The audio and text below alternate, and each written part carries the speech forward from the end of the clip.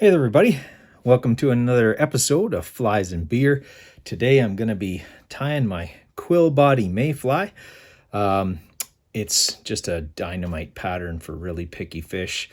The size 14s and 16s I'll usually tie with the deer hair wings, but when I'm tying it in size 18 I will actually use mallard flank for the wings because the deer hair is just too big and messy. Bigger flies I usually put 3 tails on. I don't know if you can see the 3 tails there.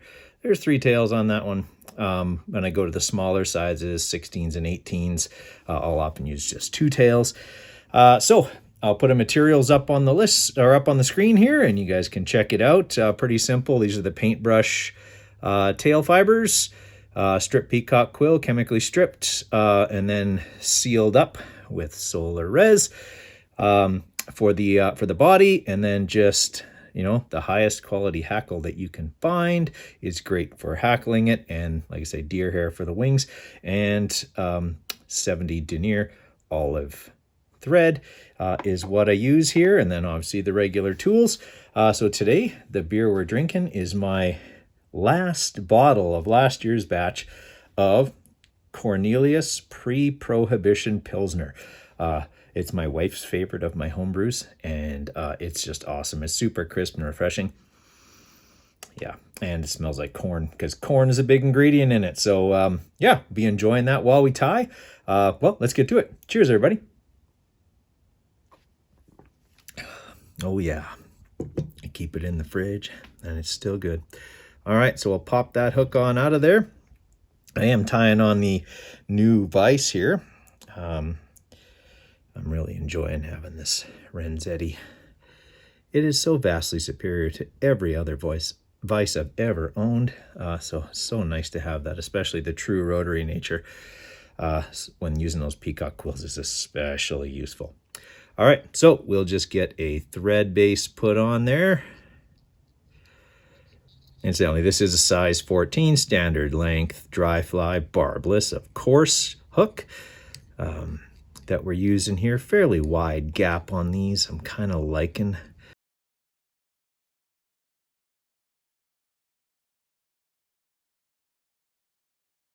So we got the thread base on, and now we are going to put on our tail fibers. I am unfortunately not as gifted as many fly tiers, so I only tie on one at a time. And I'll try to keep my fingers out of the way as much as possible for you guys here.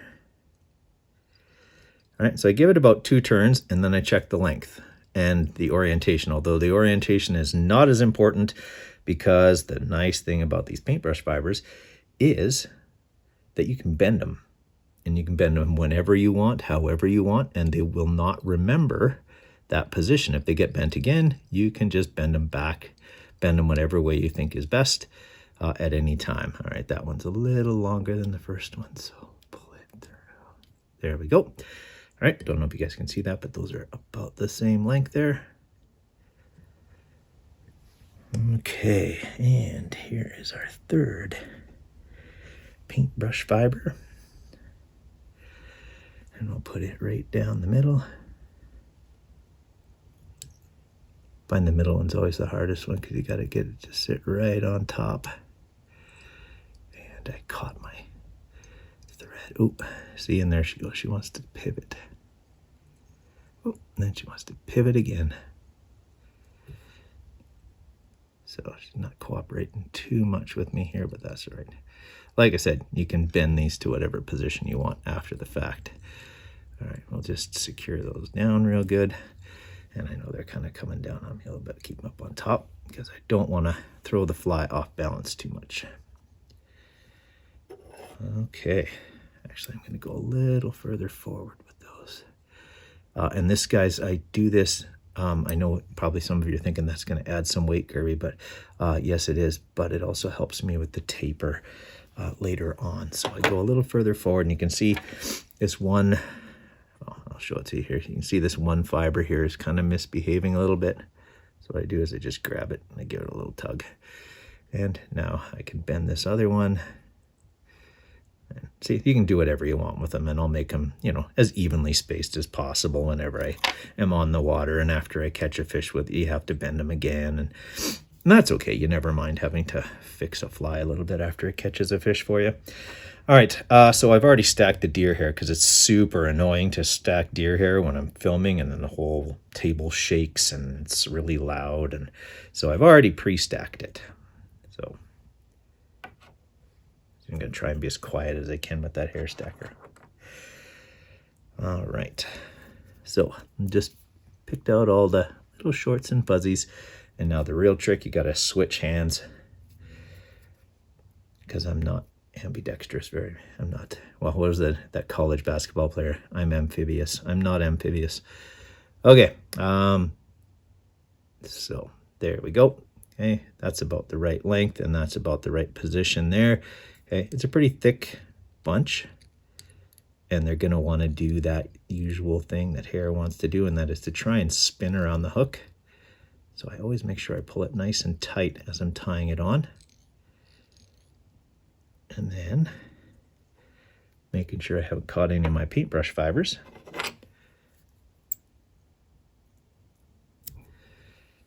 Okay. And always have to go back and get a few of the stragglers here.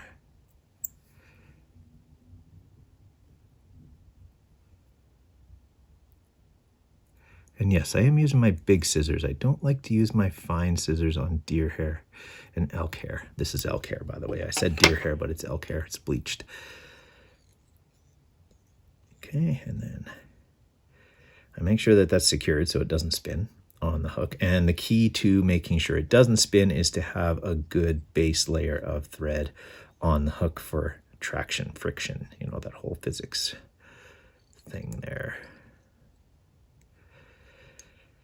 And we try and make sure all of the light colored stuff is covered up, because obviously I'm going to wrap this with quill and I don't want any of the white showing through. And you can see my paintbrush fibers are all over the place again, so I will fix them near the end here. All right, gonna pull that stuff back. May have crowded the eye just a little, but it shouldn't be too bad. So what I'm doing right now, guys, is I'm just building up kind of a thread dam underneath the wings so that they do this, stand up. And then we're going to pull them all forward. So I'll tilt this so you can kind of see what I'm doing here, which makes it much harder for me to see what I'm doing. But what I'm going to do is try and divide, whoops, hit the camera. Try and divide this hair evenly, because that's important for the fly to sit right on the water. So basically you're parting the hair down the middle. Oh, sorry guys, I bumped the camera again. But that's because I had everything tilted toward it, and it's hard to keep it all in check there. Whew. Come on, there we go. Nope, still not. Okay, there we go. All right, so now that I've got it parted down the middle, now I'm going to separate the two with some thread wraps before I actually wrap the bottom of the wings to finally secure them in place. This is just to keep them apart for now. Okay, so now without my fingers in the way, tilt this towards you a little bit. I'm going to have to put my fingers in the way in a minute, but I'm going to rotate this around the deer hair so that I can make some nice solid wing bases. So my fingers are going to get in the way again here, guys, in just a second. All right, so I got to have enough thread out to do that a few times. So 1, 2. Now I don't need my fingers in the way. You can kind of see what I'm doing here. I'm just putting a collar around the base, which tends to hold that wing. And then I go around once like that before I torque. If I don't do that, it pulls the wing down. Okay, same thing on this side. So the first few circles, you kind of got to hold it. Whoa, caught one of the paintbrush fibers there.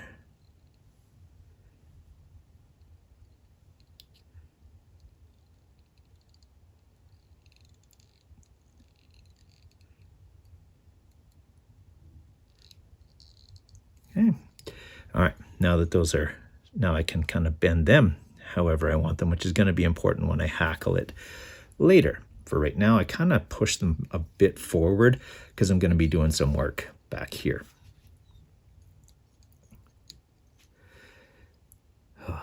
I just can't leave well enough alone when they're not quite in the right place.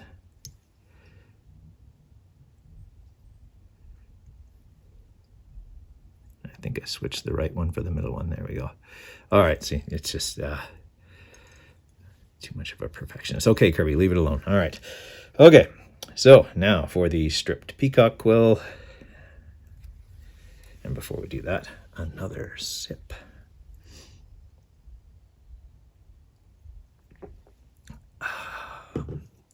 Yeah, that's the good stuff.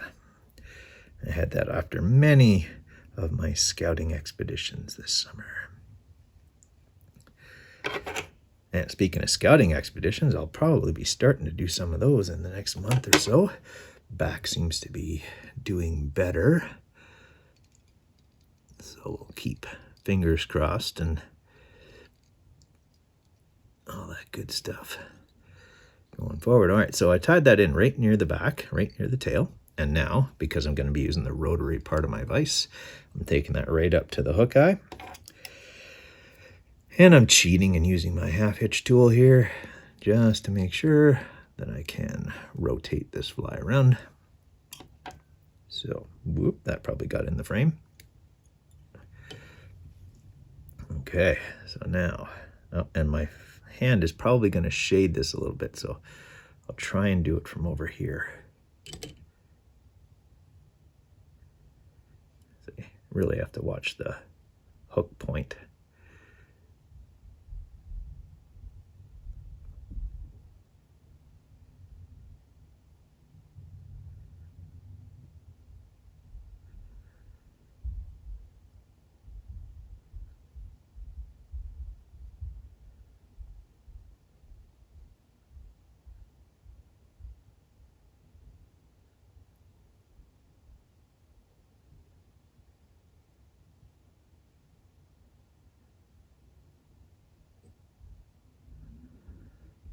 Boy, it got quiet.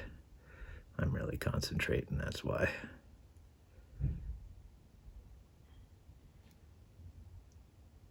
Okay, and now that that's ahead of the wings, I'm just going to push the wings back because now I can do that. There's a little collar on the bottom of them. Okay, guys, sorry, my fingers are going to be in the way while I do this step because it's kind of crucial, and it's one of those ones where you're flirting with the material breaking.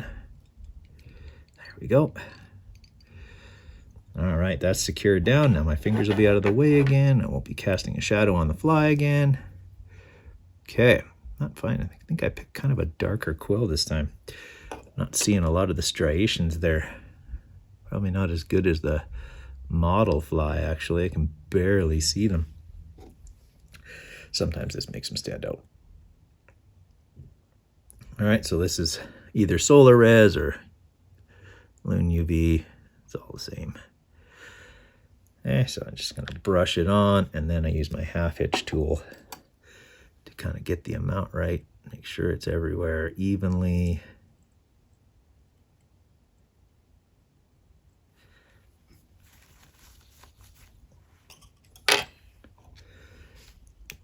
Give it a 10. I can see it a bit there. Maybe you guys can see it a little bit better. Might just adjust that a little bit.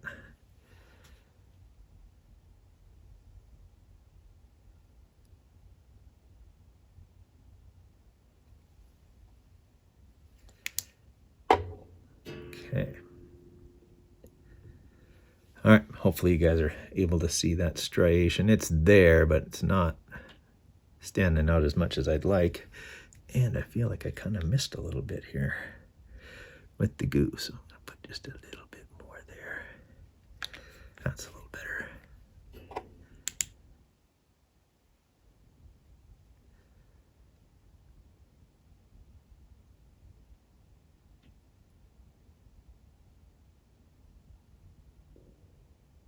This is the other great thing about a rotary vise. You can flip it over and check the underside of the fly.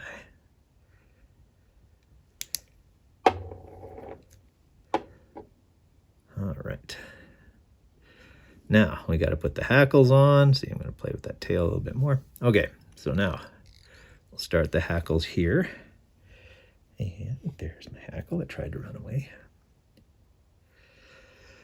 So what we're going to do with the hackle is pull the first few fibers up. You can always check and see whether you got about the right length. And then, as the great Jim Mashura says to do, you give it a brush cut. Something like that. Because that helps the thread to bite on it when you're tying it in.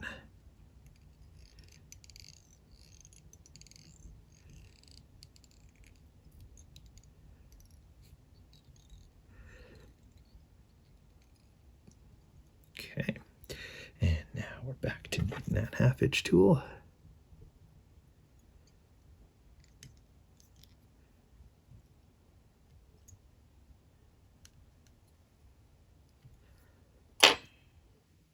Sorry guys, I keep dropping those tools. I keep telling myself I'm not going to drop those tools, and then I keep dropping those tools.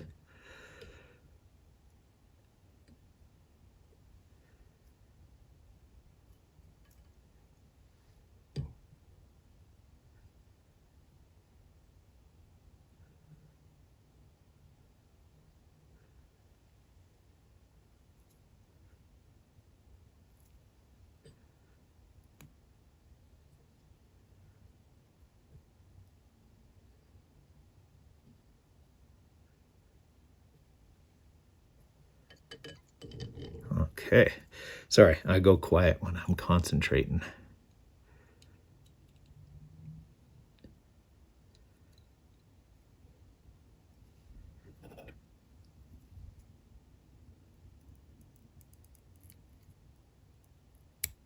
Okay, I may have cut off a few of the bottom ones, but I think it'll be all right.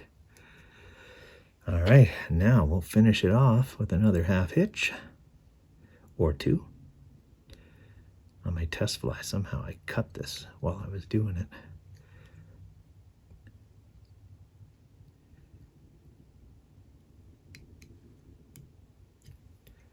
All right, and you can see it's a very heavily hackled fly. It's also got this, and I do that simply because I need this fly to float, and it's a good floater. It's not going to float through, super rough water, but it's usually okay. At least in riffly water, it'll stay afloat, provided you put a fair amount of floatant on it. So there we have it, guys. My hackle's a little crazy on the back there, but gives you an idea. It's a little squished here too, but she'll still fish. May not be the prettiest one I've tied. I think the one I showed you earlier was better. I might put that one back up on here just to finish this off, because yeah, that one shows you how I did it, and this one shows you what it can look like if I do it well. So I'll put that one back in for now. Yeah, that's a much better looking one. All right, so I'll rotate that one around a few times here so you can see, yeah, you can see the quill on that one much better. Okay, heavily hackled deer hair wings or elk hair wings. I usually use elk hair, but sometimes I use deer hair. There you have it. And that is the Quill Body Mayfly, brought to you by the Cornelius Pre-Prohibition Pilsner. Thanks for watching another episode of Flies and Beer, everybody. Hope you have a great day. Tight lines.